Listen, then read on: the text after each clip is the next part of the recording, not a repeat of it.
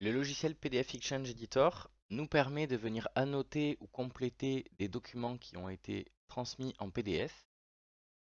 Il dispose de nombreux outils répartis ici dans les différents onglets. Celui qui va nous intéresser le plus, bien que sur la barre d'accueil on ait des petits raccourcis déjà de commentaires, c'est l'onglet commentaires en lui-même qui contient la plupart des éléments dont on a besoin.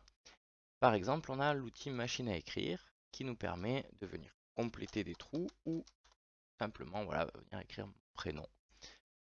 Je vais le sélectionner et je vois apparaître l'onglet format, qui est un onglet contextuel qui va s'afficher quand on en a besoin et qui me permet de transformer, par exemple, mon texte. Je peux modifier la couleur, je peux modifier mon écriture. Alors, imaginons que je vais écrire en Arial 14, et je veux, bon, souligner, etc. Et je veux que ce style soit défini par défaut. Je peux le faire à partir de cet onglet en mettant définir par défaut. Voilà. Ça me permettra, quand je vais utiliser du coup, deuxième fois ma machine à écrire, de retrouver exactement la police et l'écriture du coup que j'aurais choisi. Voilà, donc il en va de même si on reste dans l'outil commentaire pour tout ce qui est outil de dessin. J'utilise par exemple un ovale pour venir entourer un mot. Je vais pouvoir ici choisir la couleur de mon trait, la bordure, si ce sont des tirets, etc., etc. Donc, maintenant, voilà, ce qui va nous intéresser, c'est de voir comment on va pouvoir personnaliser un petit peu ces barres d'outils en fonction des outils dont on a besoin. Pour ça, je vais aller ici en haut, dans Options de l'interface. Je vais choisir Personnaliser les barres d'outils et je vais créer un nouvel onglet dans lequel je regrouperai tout ce dont j'ai besoin. Donc, je vais l'appeler élève. En général, c'est ce qu'on fait sur l'ordi pour un élève en particulier. On peut le faire aussi pour toi. Et là, donc, je vois que mon onglet apparaît ici.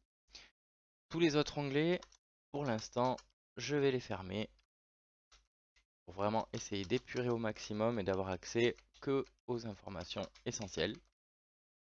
Voilà. Donc là, on voit que j'ai mon onglet élève uniquement qui apparaît. Je peux créer dans cet onglet élève une nouvelle barre d'outils pour regrouper et catégoriser les outils. Par exemple, je peux avoir les outils de sélection, les outils de dessin. Je peux créer une barre d'outils dessin. Hop, cette barre d'outils dessin, hop, je vais la glisser dans élève. Elle apparaît ici, dessin. Je peux catégoriser avec d'autres choses, les outils texte par exemple. Alors on va créer donc une nouvelle barre d'outils. Outils texte. Donc là aussi elle apparaît ici, hop, je la glisse. Voilà.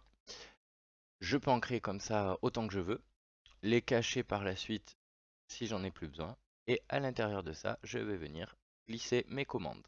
Donc je vais cliquer sur commande ici et je vais choisir les outils nécessaires. Donc par exemple, pour les outils texte, je vais retrouver la machine à écrire que je vais mettre ici. Dans les outils texte, il y a un outil qui est intéressant qui n'est pas présent par défaut, c'est l'outil de synthèse vocale qui s'appelle lire le texte sélectionné à haute voix et je vais glisser dans mes outils texte. Pour les outils de dessin, je vais choisir ce dont j'ai besoin. Alors je vais avoir besoin par exemple de l'ovale. Je vais avoir besoin du rectangle, des flèches. Je vous laisserai la possibilité de choisir vous-même vos outils. Je vous en présente seulement quelques-uns. Et je vais quand même rajouter un outil intéressant qui est Capture, voilà, qui va me permettre de faire des photos. Alors celui-là, je ne vais pas forcément le mettre sur une des deux barres d'outils, je vais le mettre un petit peu à part. Une nouvelle barre d'outils se crée, j'aurai juste à aller changer son nom ici. Par exemple là, ma barre d'outils, je vais la renommer et gestion d'image ou image. Voilà. Une fois que j'ai terminé ça, du coup, j'ai juste à fermer mon logiciel et je vais à l'ouverture, retrouver uniquement les outils sélectionnés. Alors évidemment, il y en a un peu plus que ça. Alors notamment celui qu'il faut quand même avoir, c'est l'outil main, qui va nous permettre de sélectionner et de naviguer dans le document. Donc, je vais le placer en général plutôt au début. On a aussi par exemple l'outil tampon. Alors l'outil tampon, hop, je vais mettre plutôt vers la fin. Voilà. Et par exemple boîte de légende, etc. Ça, on pourrait regarder un petit peu tout ce qui existe. Imaginons que voilà, ces outils-là me suffisent. Généralement, j'ai besoin de compléter un document, éventuellement mettre la date. J'ai besoin souvent de souligner ou encadrer, etc. Et parfois, voilà, donc de lire. Donc là, si je veux, imaginons lire ce qui est ici, alors il va falloir quand même sélectionner le texte. Et pour ça, donc l'outil, je vais retrouver mes commandes, sélectionner texte. Alors, donc l'outil de sélection de texte.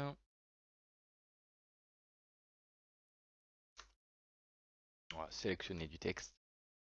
Il va nous être utile aussi. Donc j'aurais pu créer une barre d'outils pour tous les outils de sélection. Sélectionner du texte, ici par exemple le genre du nom, donc ça c'est possible encore une fois uniquement parce que ce document-là a été d'abord produit avec Word et transformé en PDF. Ça ne fonctionne pas si le document PDF a été construit à partir d'une image par exemple, puisque l'ordinateur ne reconnaîtra pas que c'est du texte. Là, une fois que j'ai sélectionné, je peux Le lire. genre du nom. Voilà. Donc une fois qu'on a mis les outils dont on a besoin, la personnalisation est terminée et les paramètres resteront enregistrés. On pourra les remodifier à tout moment. Je fais un petit point sur l'outil tampon. L'outil tampon, voilà, va nous permettre d'insérer par exemple ce genre de tampon. Et il peut être intéressant d'aller les personnaliser par la suite.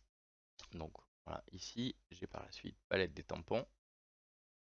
Je peux ajouter un nouveau tampon parce que ceux qui sont présents par défaut ne m'intéressent pas vraiment. Imaginons que je souhaite faire un tampon vrai ou faux pour permettre à l'élève de venir remplir une évaluation assez simplement. Donc il faut au préalable que j'ai sélectionné une image qui me corresponde. Par exemple, voilà, le vrai. Ici. Voilà. On a ce document-là. Ajouter. Page, etc. On va pouvoir régler deux, trois petites choses. Et on va l'ajouter à une collection cible. Euh, par exemple, mes outils ou mes tampons.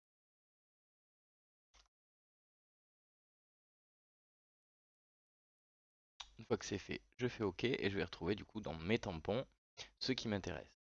Donc je peux faire la même chose avec faux, mais je pourrais le retrouver ici. Je peux d'ailleurs aller supprimer ensuite tous les autres pour pareil épurer. Par contre, je vais retrouver mes tampons. Voilà. Et je pourrais régler la taille par la suite ou le mieux c'est de la régler au préalable en choisissant une image qui soit assez petite. Dans la palette des tampons, je peux par exemple supprimer ma palette standard ou simplement la cacher ici. Et que quand j'aurai besoin d'un tampon, je vais retrouver mes principaux. Voilà donc comment on peut personnaliser un petit peu ce logiciel pour en garder uniquement ce qui est intéressant et éviter de polluer visuellement un peu l'environnement de travail. On va pouvoir aussi après éventuellement fermer toutes les autres barres d'outils qui sont des rubans principaux qui s'affichent ici ou en bas.